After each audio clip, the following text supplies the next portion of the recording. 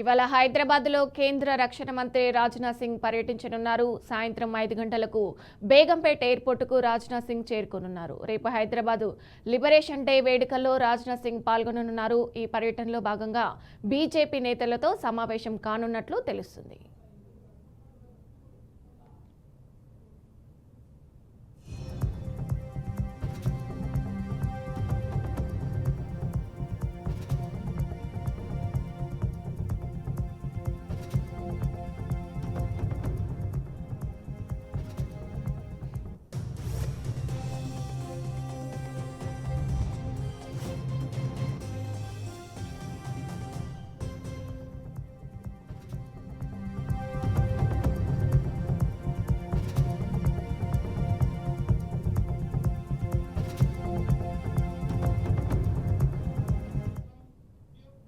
ఇవాళ హైదరాబాద్లో కేంద్ర రక్షణ మంత్రి రాజ్నాథ్ సింగ్ పర్యటించనున్నారు.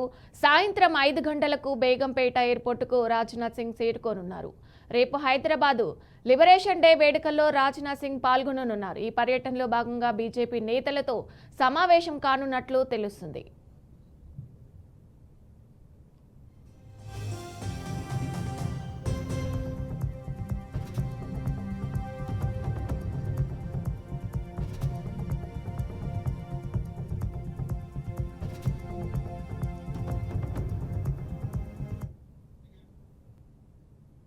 బీఆర్ఎస్ వర్కింగ్ ప్రెసిడెంట్ కేటీఆర్ దాఖలు చేసిన పరువు నష్టం దావాపై కేంద్ర సహాయ మంత్రి బండి సంజయ్ స్పందించారు.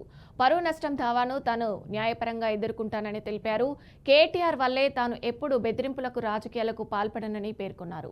విమర్శలను రాజకీయంగానే ఎదుర్కొంటానని ఆయన స్పష్టం చేశారు.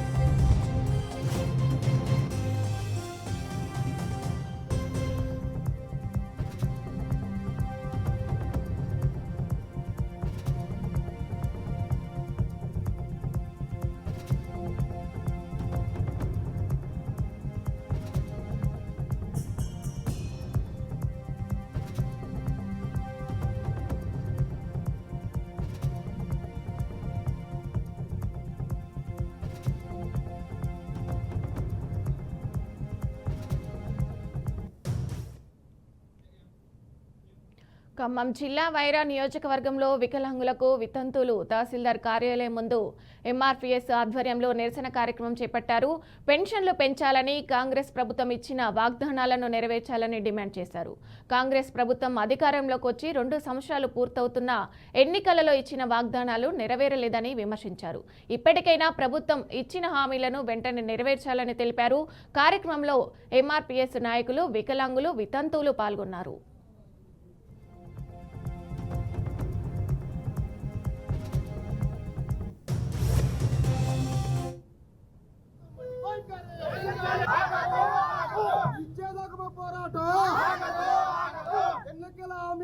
రేవంత్ రెడ్డి వికలాంగుల పింఛను వెంటనే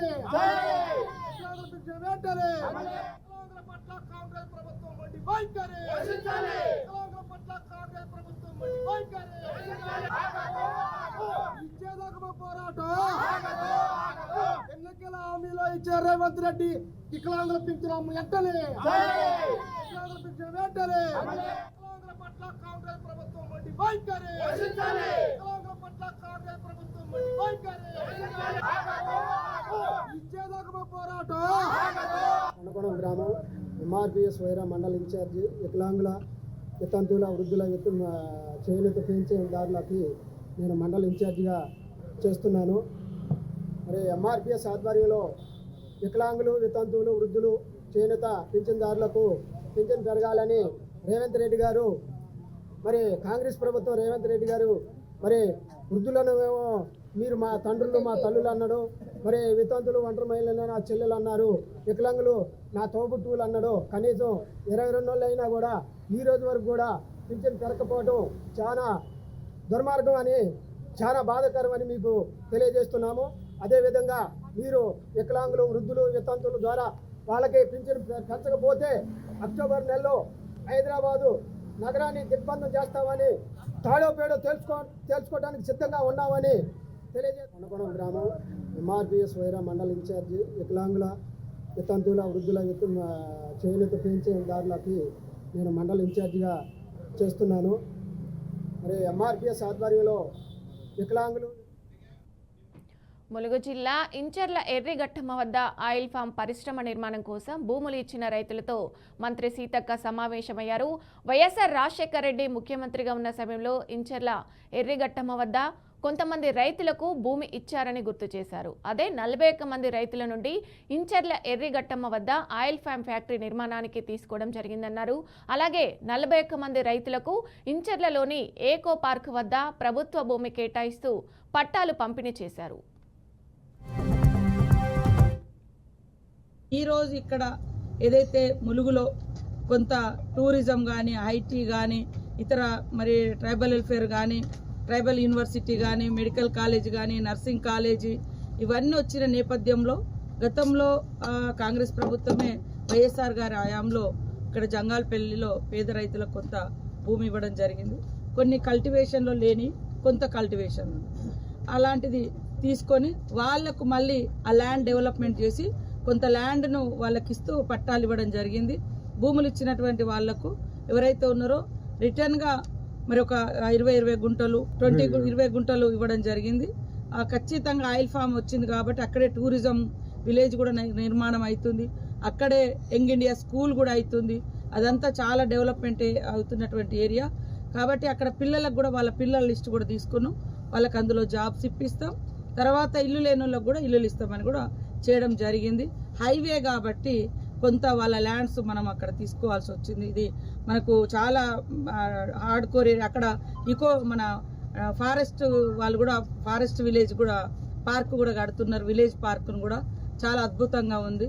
సో కొంత రైతులకు బాధ అనిపించినప్పటికీ వాళ్ళను ఒప్పించి మెప్పించి దాదాపు 3-4 మంత్స్ నుంచి వాళ్ళను కన్విన్స్ చేసి వాళ్ళకు కొంత అదే ల్యాండ్లో కొంత ల్యాండ్స్ ఇచ్చి తర్వాత ఆయిల్ ఫామ్ కొంత తర్వాత ఇటు టూరిజం విలేజ్లకు కొంత ఇట్లా తీసుకో. ఏపీ లిక్కర్ కేసులో కీలక పరిణామం చోటు చేసుకుంది. ఈ కేసులో సిట్టు 3వ అదనపు ఛార్జిషీటు సమర్పించింది. విజయవాడ ఏసీబీ కోర్టులో ఛార్జిషీటును దాఖలు చేశారు సిట్ అధికారులు. 86 పేజీలతో 3వ అదనపు ఛార్జిషీటు దాఖలు చేశారు. ఇక 3వ ఛార్జిషీట్లో చెవిరెడ్డి భాస్కర్ రెడ్డి, వెంకటేష్ నాయుడు, నవీన్ కృష్ణ, బాలాజీ యాదవ్ పాత్రపై సిట్టు ప్రస్తావించింది. కాగా మొదటి ఛార్జిషీట్లో మాజీ ముఖ్యమంత్రి వైఎస్ జగన్ పేరు ప్రస్తావించిన సిట్టు రెండో దాంట్లో మరిన్ని కీలక విషయాలను కోర్టు దృష్టికి తీసుకొచ్చింది.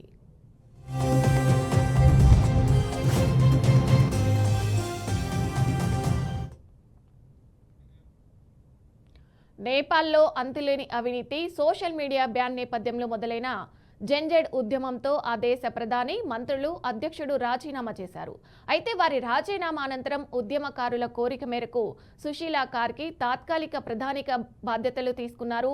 అయితే తాను ఈ బాధ్యతలను కేవలం 6 నెలలు మాత్రమే కొనసాగిస్తానని, ఈలోపు పరిస్థితులను చక్కదిద్దుతామని హామీ ఇచ్చారు.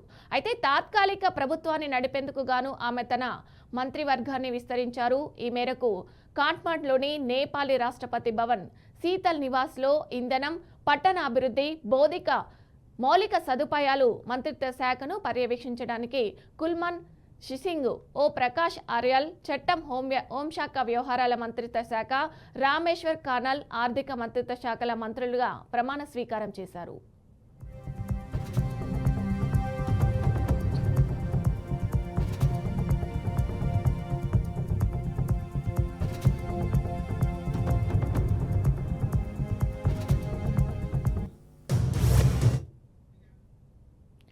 వక్ఫ్ చట్టం 2025 పై విచారణ సందర్భంగా సుప్రీంకోర్టు ఈరోజు కీలక తీర్పు వెలువరించింది.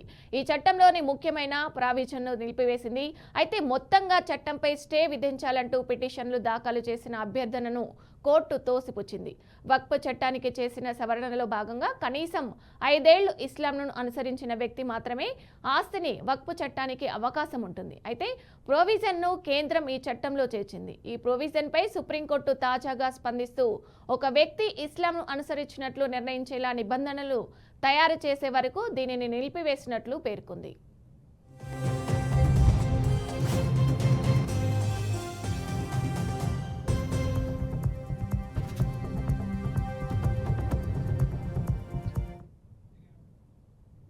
ఇవి ఇప్పటివరకున్న bulletin updates. Keep watching BRK news Telugu సత్తా.